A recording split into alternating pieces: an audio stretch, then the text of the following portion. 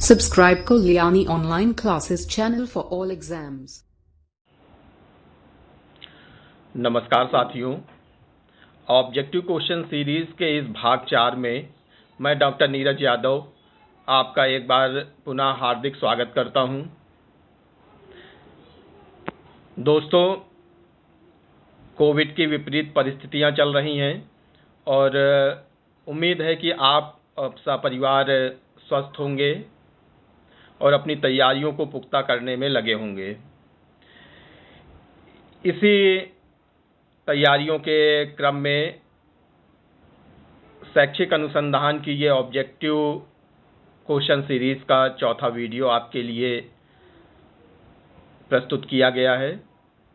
आशा है कि ये सारे प्रश्न आपके आगामी परीक्षाओं की सफलता को सुनिश्चित करने के लिए लाभकारी होंगे। तो चलते हैं मित्रों अपने क्वेश्चन सीरीज की ओर।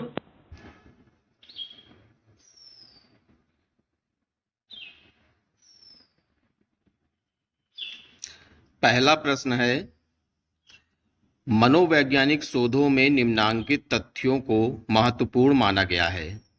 पहला प्रकल्पना, दूसरा चर, तीसरा परिणाम और चौथा समस्या। इन तथ्यों को शोध संचालन की प्रवणता अर्थात पोटेंसी के ख्याल से सुव्यवस्थित करें तथा निम्नांकित कूटों के आधार पर उत्तर दें। तो साथियों, मनोवैज्ञानिक शोध में हम सबसे पहले समस्या का चयन करते हैं। उस समस्या के आधार पर चरों का निर्धारण होता है, उसके बाद परिकल्पना बनाई जाती है और अंत में परिणाम प्राप्त होते हैं। तो इस आधार पे अगर हम यहाँ पर इन विकल्पों पर विचार करें तो विकल्प बी यहाँ पे सही होगा। अगला प्रश्न है,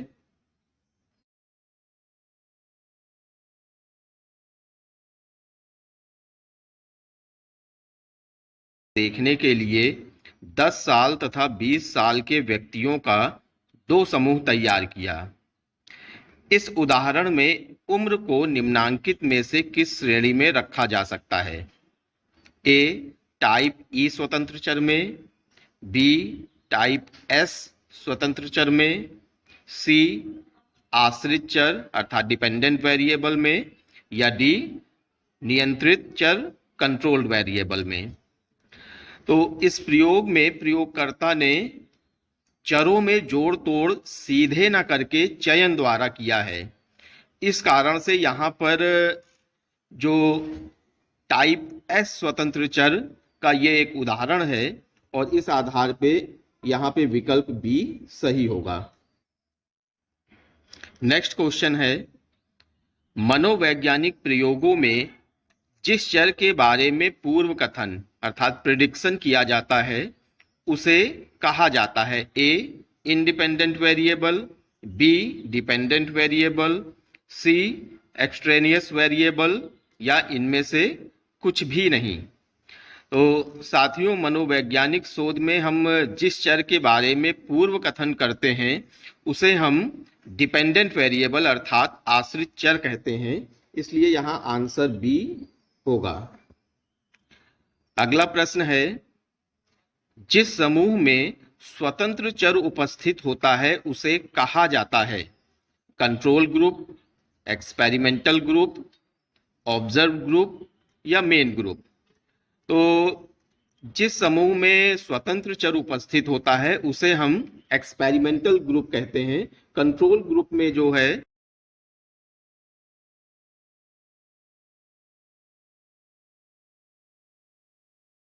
पांचवा प्रश्न है, एक कबूतर को हरी रोशनी जलाने पर एक बिंदु पर चोंच मारने के लिए तथा लाल रोशनी जलाने पर चोंच नहीं मारने का प्रशिक्षण दिया गया। सही अनुक्रिया करने पर अर्थात हरा रोशनी के जलने पर अनुक्रिया करने से उसे भोजन दिया जाता था। इस प्रयोग में आश्रित चर यानी डिपेंडेंट वेरिएबल कौन सा है? तो मित्रों, इस प्रयोग में जो चोंच मारने की संख्या है वो डिपेंडेंट वेरिएबल है और रोशनी का रंग लाल या हरा ये इंडिपेंडेंट वेरिएबल है। तो इस प्रश्न में विकल्प बी सही होगा। अगले प्रश्न की ओर बढ़ते हैं।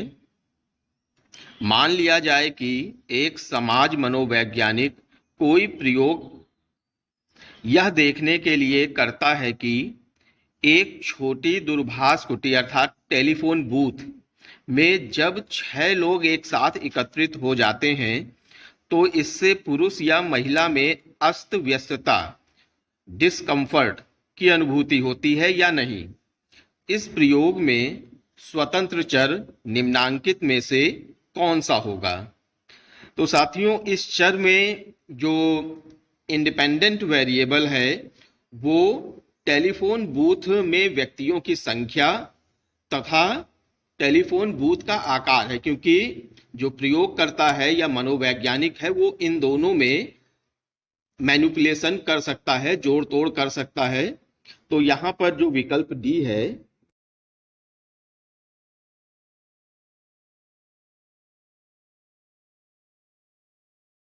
क्या है। ए स्वतंत्र चर में परिवर्तन के अनुरूप आश्रित चर का होना, बी स्वतंत्र चर के परिवर्तन के अनुरूप आश्रित चर में परिवर्तन ना होना, सी बहिरंग चर द्वारा आश्रित चर में परिवर्तन होना, या डी आश्रित चर पर किसी तरह के प्रभाव का न पड़ना। तो साथियों नल रिजल्ट जो होता है वो स्वतंत्र चर के परिवर्तन के अनुरूप यदि आश्रित चर में परिवर्तन नहीं होता है तो ऐसे परिणाम जो है नल रिजल्ट के अंतर्गत आते हैं और इसलिए यहाँ पे विकल्प बी सही है। 8वां प्रश्न है नियंत्रण चर यानी कंट्रोल वेरिएबल का दूसरा नाम क्या है। परिचालित चर यानी मैनिपुलेटेड वेरिएबल, बहिरंग चर एक्सट्रेनियस वेरिएबल, असंगत चर इररेलेवेंट वेरिएबल, या परिमाणात्मक क्वांटिटेटिव वेरिएबल।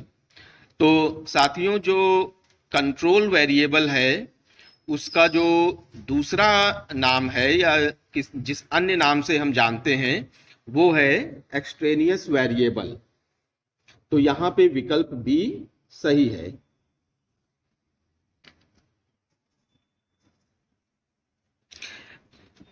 अगला प्रश्न है नियंत्रण चर यानी कंट्रोल वेरिएबल एक तरह का है स्वतंत्र चर, बी प्रसंभाव्य स्वतंत्र चर अर्थात पोटेंशियल इंडिपेंडेंट वेरिएबल, सी आश्रित चर, या उपर्युक्त सभी चारों से भिन्न होता है।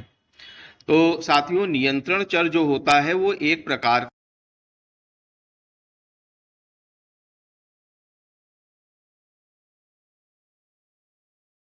स्थिर रखा जाता है। तो यहां पे विकल्प बी सही है।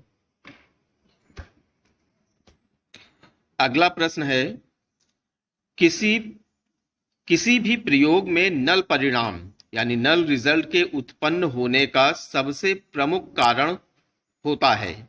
ए स्वतंत्र चर का अविश्वसनीय होना, बी आश्रित चर में कुछ कमी रह जाना, सी बहिरंग चरों पर पर्याप्त नियंत्रण ना होना, या डी आश्रित चर में अविश्वसनीयता का होना। तो साथियों नल परिणाम जो होते हैं किसी प्रयोग में उसका सबसे मुख्य कारण होता है बहिरंग चरों यानी एक्सट्रेनियस वेरिएबल में यदि पर्याप्त नियंत्रण शोधकर्ता का नहीं होता है। तो इसलिए इस प्रश्न का विकल्प सी सही है। 11वां प्रश्न है नल परिकल्पना यानी नल हाइपोथेसिस तथा नल परिणाम में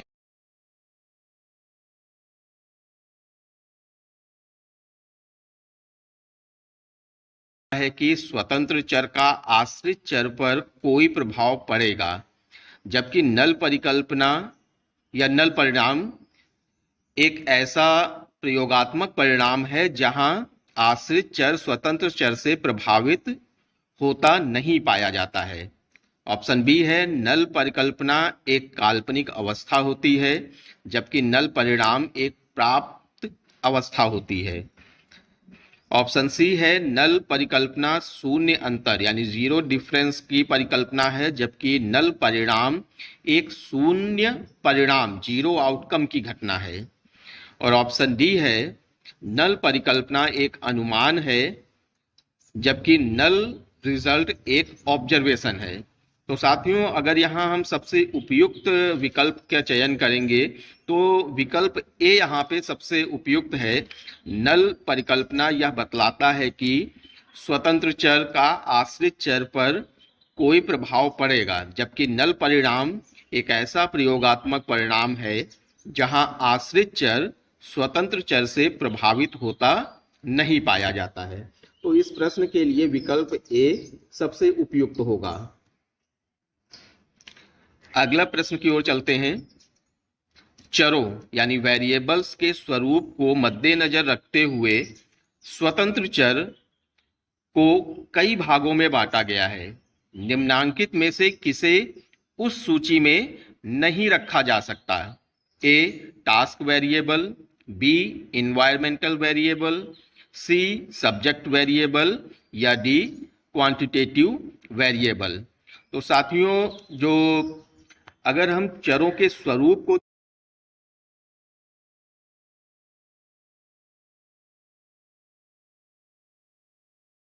लिए इस प्रश्न का विकल्प डी सही है। अगला प्रश्न है, व्यक्ति के उम्र को आप निम्नांकित में से किस श्रेणी में रखेंगे? सब्जेक्ट रेलिवेंट वेरिएबल में, सिचुएशनल या संगत चर में, या क्रम संगत चर में, या इनमें से किसी में भी नहीं। तो साथियों, जो व्यक्ति की उम्र है वो एक ऐसा वेरिएबल है जो कि प्रयोज्य से सीधे संबंधित होता है। तो यहाँ पे जो विकल्प ए है सब्जेक्ट रेलिवेंट वेरिएबल, ये सही होगा। अगला प्रश्न है, वैसा चर जिसके मूल्य अर्थात वैल्यू को गिनती करके निर्धारित किया जा सकता है कहा जाता है? Qualitative variable, quantitative variable, continuous variable या डिस्क्रीट वेरिएबल। तो साथियों, जिनकी वैल्यू हम काउंटिंग में करते हैं वो असतत चर यानी डिस्क्रीट वेरिएबल कहलाते हैं। तो यहाँ पे विकल्प डी सही है। प्रश्न संख्या 15 है, परिवार में सदस्यों की संख्या एक उदाहरण है। गुणात्मक चर का, सतत चर का, असतत चर का या इनमें से किसी का भी नहीं। तो साथियों, परिवार के सदस्यों की संख्या जो है वो एक असतत चर का उदाहरण है, क्योंकि सदस्यों की संख्या हमेशा काउंटिंग में 1, 2, 3 होगी, दशमलव के रूप में हम इसे नहीं दर्शा सकते हैं। तो यहाँ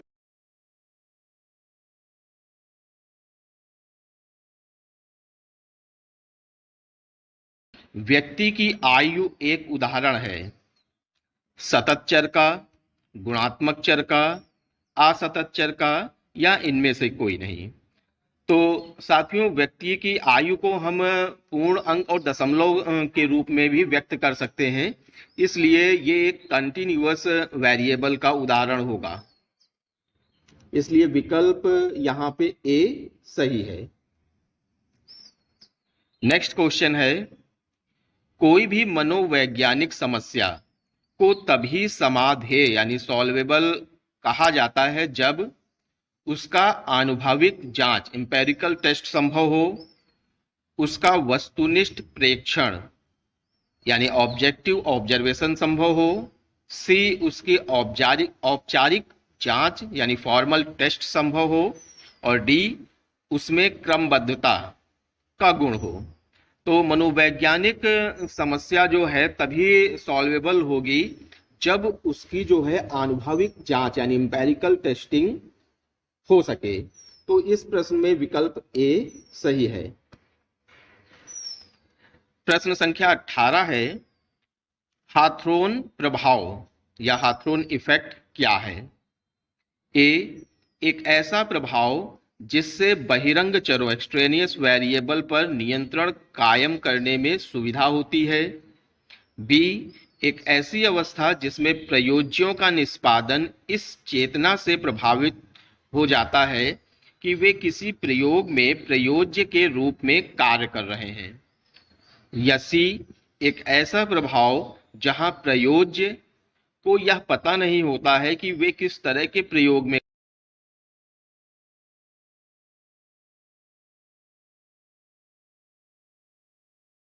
पर डालकर उसे प्रभावित करता है। तो साथियों, हाथरोन इफेक्ट के बारे में जो यहाँ पे स्टेटमेंट बी है, एक ऐसी अवस्था जिसमें प्रयोज्य का निष्पादन इस चेतना से प्रभावित होकर किया जाता है कि वे किसी प्रयोग में प्रयोज्य के रूप में कार्य कर रहे हैं। तो इस प्रश्न के लिए विकल्प बी यहाँ पे उपयुक्त होगा। नेक्स्ट क्वेश्चन है, जब कोई प्रयोगकर्ता नल परिकल्पना को सही रहते हुए भी उसे अस्वीकृत यानी रिजेक्ट कर देता है तो इसे कहा जाता है प्रयोगकर्ता पूर्वाग्रह, टाइप 1 एरर, टाइप 2 एरर या रेजेंथल इफेक्ट। तो साथियों, जब कोई नल हाइपोथेसिस अगर सही होते हुए भी उसे अगर रिजेक्ट किया जा रहा है तो इसे हम जो है टाइप 1 एरर की श्रेणी में रखते हैं और इस कारण से विकल्प बी इस प्रश्न में सही होगा। प्रश्न संख्या 20 है, एक ऐसा कथन जो यह बतलाता है कि चरों के बीच का उल्लेखित संबंध सभी जगत तथा सभी समयों में सही होगा को कहा जाता है statistical hypothesis, universal hypothesis, existential hypothesis या इनमें से कोई भी परिकल्पना नहीं। तो साथियों, जो चरों के बीच में उल्लेखित संबंध सभी जगह और सभी समय पर अगर सही है तो इसे हम सार्वजनिक परिकल्पना या यूनिवर्सल हाइपोथेसिस कहते हैं और इसलिए इस प्रश्न का विकल्प बी सही है। प्रश्न संख्या 21 है, जब कोई कथन यह बतलाता है कि प्रयोग में भाग ले रहे कई समूहों में से समूह के एक युग्म यानी पेयर का आश्रित चर पर आए माध्य प्राप्तांकों में कोई अंतर नहीं है तो इसे कहा जाता है null hypothesis, partial null hypothesis, research hypothesis या अस्तित्वात्मक परिकल्पना यानी एग्जिस्टेंशियल हाइपोथेसिस। तो साथियों, इस तरह के जो हाइपोथेसिस को हम पार्शियल नल हाइपोथेसिस के अंतर्गत रखते हैं और इसलिए इस प्रश्न में विकल्प बी सही है। अगले प्रश्न की ओर बढ़ते हुए, जिस प्रयोग का उद्देश्य मुख्य प्रयोग में होने वाली कठिनाइयों की पहचान करना होता है उसे कहा जाता है निर्णायक प्रयोग यानी क्रूशियल एक्सपेरिमेंट, समान्वेशी प्रयोग एक्सप्लोरेटरी एक्सपेरिमेंट, पुष्टि प्रयोग कंफर्मेटरी एक्सपेरिमेंट या अग्रगामी प्रयोग पायलट एक्सपेरिमेंट। तो साथियों, जिस प्रयोग का उद्देश्य मेन जो एक्सपेरिमेंट में होने वाली कठिनाइयों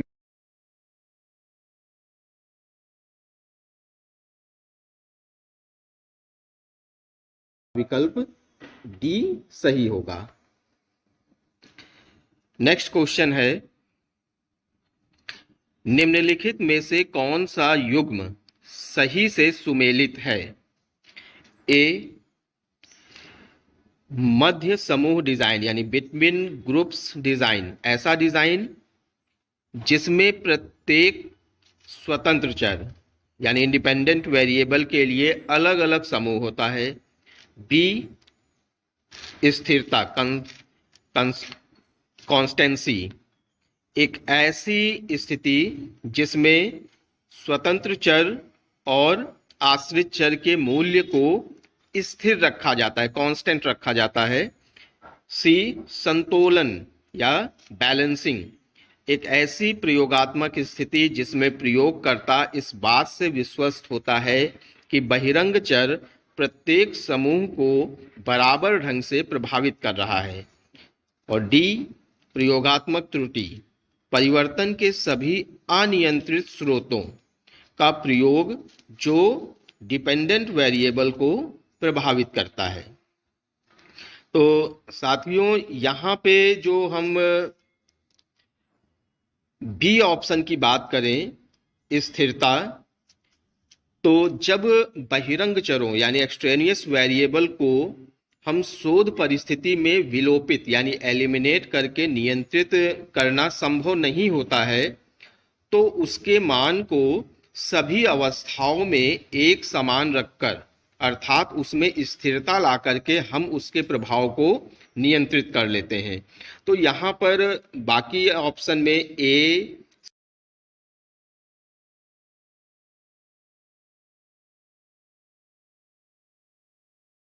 इसके लिए सही नहीं है। अर्थात यहाँ पर जो हम अगर विकल्पों पर बात करें तो ए, सी और डी सही होगा, जो कि विकल्प बी में दिए गए हैं, अर्थात ये विकल्प सही होगा। नेक्स्ट क्वेश्चन है, बाह्य वैधता यानी एक्सटर्नल वैलिडिटी किसे कहते हैं? ए, वह सीमा जहां तक प्रयोग के परिणाम को स्वाभाविक वातावरण के व्यवहारों के लिए उपयुक्त ठहराया जा सकता है। बी, प्रयोग के आंतरिक नियंत्रण के प्रक्रम को। सी, प्रयोग के बहिरंग चरों को नियंत्रण करने की विधि को। या डी, प्रयोग के डिजाइन की उपयुक्तता को। तो एक्सटर्नल वैलिडिटी के संबंध में यहाँ पर जो पहला स्टेटमेंट है कि वह सीमा जहाँ तक प्रयोग के परिणाम को स्वाभाविक वातावरण के व्यवहारों के लिए उपयुक्त ठहराया जा सकता है, ये विकल्प सही है। प्रश्न संख्या 25 है, जब नल परिकल्पना गलत रहती है फिर भी प्रयोगकर्ता उसे अस्वीकृत करने में असफल होता है तो इसे कहा जाता है? Type 1 error, type 2 error, one tail test या टू टेल टेस्ट।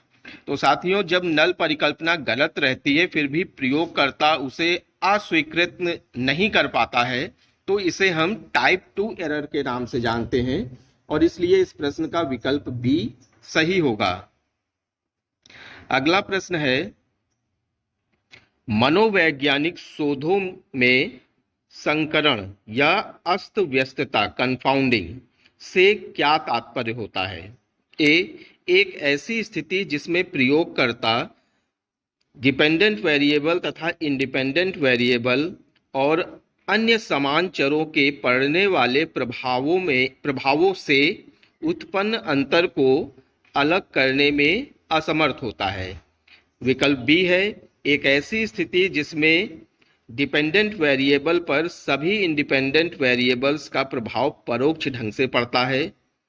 विकल्प सी है, एक ऐसी स्थिति जिसमें डिपेंडेंट वेरिएबल पर सभी सिर्फ बहिरंग चरों यानी एक्सट्रेनियस वेरिएबल का ही प्रभाव पड़ता है।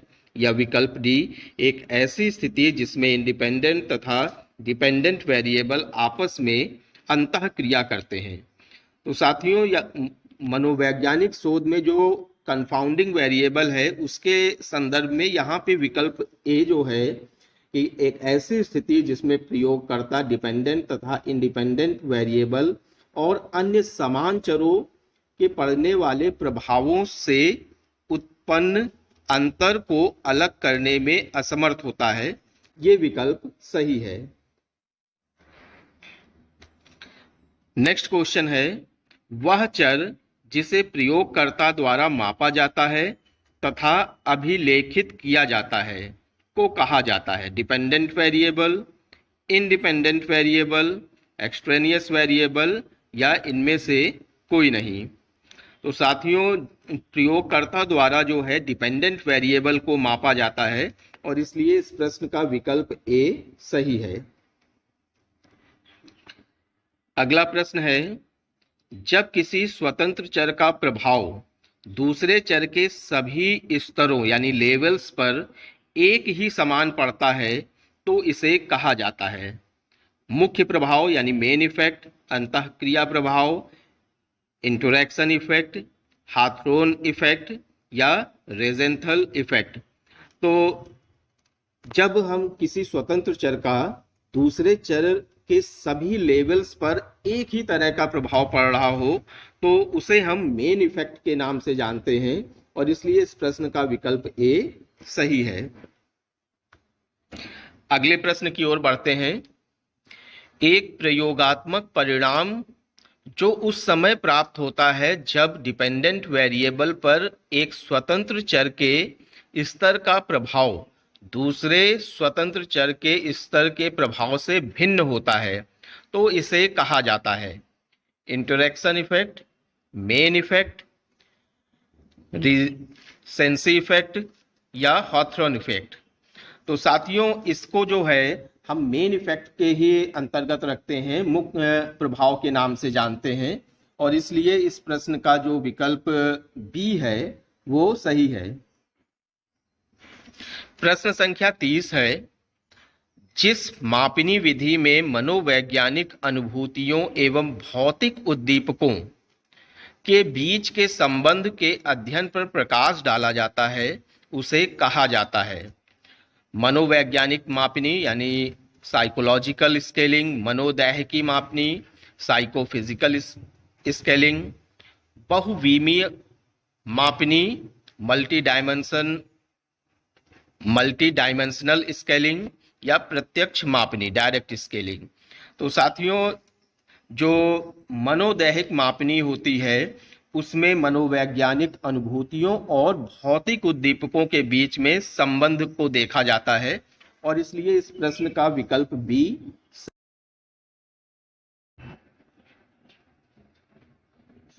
अगला प्रश्न है। यदि 100 विद्यार्थियों के प्राप्तांकों के एक आवृत्ति वितरण में मानक विचलन का मान 5 पाया गया तो प्रत्येक प्राप्तांक को 2 गुनी वृद्धि करने पर नए प्राप्तांकों के द्वितीय वर्ग के लिए स्टैंडर्ड डिविएशन यानी मानक विचलन का मान क्या होगा। तो साथियों यहाँ पर अगर जो प्राप्तांक है पहले उसका मानक विचलन 5 आया हुआ है और प्रत्येक प्राप्तांक में हम 2 गुनी की वृद्धि कर रहे हैं तो निश्चित तौर से उसका जो स्टैंडर्ड डिविएशन है वो भी 2 गुना हो जाएगा। तो इस कारण से विकल्प जो है यहाँ पे सी सही होगा यानी स्टैंडर्ड डिविएशन का मान 10 होगा। अगला प्रश्न है। जब कभी टी मूल्य 0.01 स्तर पर सार्थक पाया जाता है तो यह सार्थक होता है 0.001 स्तर पर, बी 0.05 स्तर पर भी, सी 0.005 स्तर पर भी या डी 0.0001 स्तर पर भी। तो साथियों जब टी वैल्यू अगर 0.01 लेवल पर अगर वैल्यू सिग्निफिकेंट है तो वो ऑटोमेटिक 0.05 पर भी सिग्निफिकेंट होगी और इसलिए इस प्रश्न का विकल्प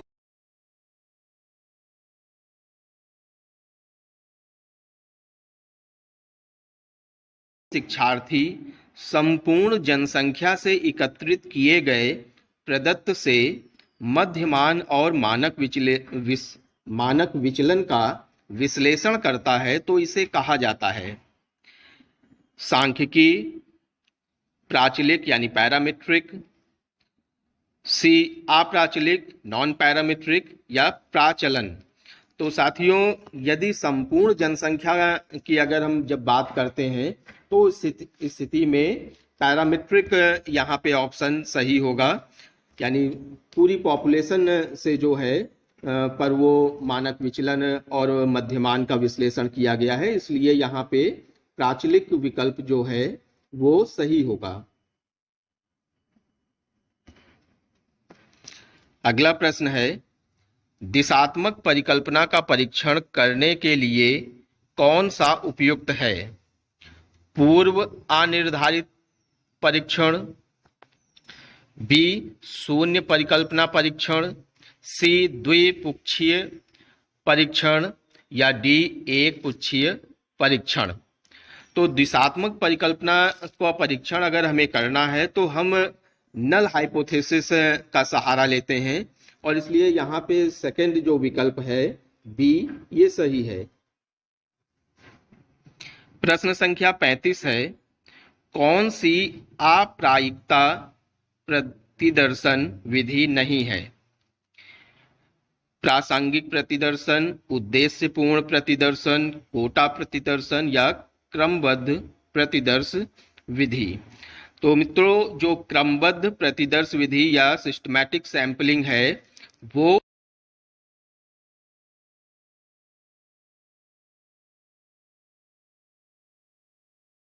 शामिल नहीं है और इसका विकल्प डी सही होगा। अगला प्रश्न है, सोलोमन का 4 समूह अभिकल्प आता है। एक्स पोस्ट फैक्टो डिजाइन में, प्री एक्सपेरिमेंटल डिजाइन में, प्योर एक्सपेरिमेंटल डिजाइन में या क्वाजी एक्सपेरिमेंटल डिजाइन में। तो सोलोमन 4 ग्रुप डिजाइन जो है वो प्योर एक्सपेरिमेंटल डिजाइन के अभिकल्प में आता है, इसलिए इस प्रश्न का जो विकल्प सी है शुद्ध प्रयोगात्मक अभिकल्प ये सही है। अगला प्रश्न है, अनुसंधान की आगमनात्मक विधि को निगमनात्मक विधि से ज्यादा पसंद किया जाता है क्योंकि ए तर्क कभी कभी तथ्यों को गुमराह कर देते हैं यानी logic sometime misleads the fact. B निगमनात्मक विधि समय साध्य है यानी deductive method is time consuming. C निगमनात्मक विधि आगमनात्मक विधि का उल्टा है, deductive method is opposite to the inductive method. और ऑप्शन डी है आगमनात्मक विधि आर्थिक रूप से सस्ती है, inductive method is economically cheaper. तो साथियों, अगर हम इन चारों विकल्पों पर अगर ध्यान दें तो यहाँ पर तर्क कभी कभी तथ्यों को गुमराह कर देते हैं, ये सही नहीं है। विकल्प बी निगमनात्मक विधि समय सापेक्ष है यानी टाइम कंज्यूमिंग है, ये भी गलत है। विकल्प डी इंडक्टिव मेथड जो है इकोनॉमिकली चीपर है, ये भी गलत है। केवल यहाँ पे विकल्प सी जो है वो सही है कि निगमन विधि आगमन विधि की और आगमन विधि निगमन विधि की अपोजिट होती है। तो यहाँ पे विकल्प सी जो है वो सही होगा। अगले प्रश्न की ओर चलते हैं। निम्न में से कौन सा शैक्षिक समस्याओं के तात्कालिक समाधान हेतु क्रियान्वित शोध है? Descriptive research, action research, philosophical research या हिस्टोरिकल रिसर्च। तो तात्कालिक समाधान हेतु जो क्रियान्वित शोध होता है वो एक्शन रिसर्च के अंतर्गत आता है और इसलिए इस प्रश्न का विकल्प बी सही है। अगला प्रश्न है, सांख्यिकी वैज्ञानिक विधि की एक शाखा है, संबंधित है टेट से, फर्ग्यूसन से, गैरट से या इनमें से कोई नहीं। तो साथियों, सांख्यिकी वैज्ञानिक विधि की एक शाखा है, ये इस स्टेटमेंट का संबंध फर्ग्यूसन से है और इस कारण विकल्प बी यहाँ पे सही होगा। प्रश्न संख्या 40 है, रेखा चित्र प्रदर्शन की विधि है histogram, frequency polygon, cumulative frequency curve या उपयुक्त सभी। तो साथियों, रेखा चित्र प्रदर्शन के लिए हम हिस्टोग्राम, फ्रीक्वेंसी पॉलीगन और क्यूमुलेटिव फ्रीक्वेंसी कर्व सभी का उपयोग करते हैं, जिस कारण से ये यहाँ पे विकल्प डी सही होगा।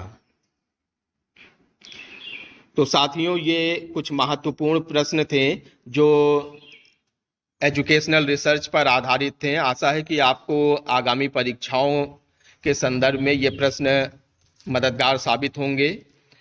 जल्द ही अगले वीडियो में कुछ और महत्वपूर्ण प्रश्नों के साथ में आपके सामने हाजिर होंगे। तब तक के लिए नमस्कार, धन्यवाद।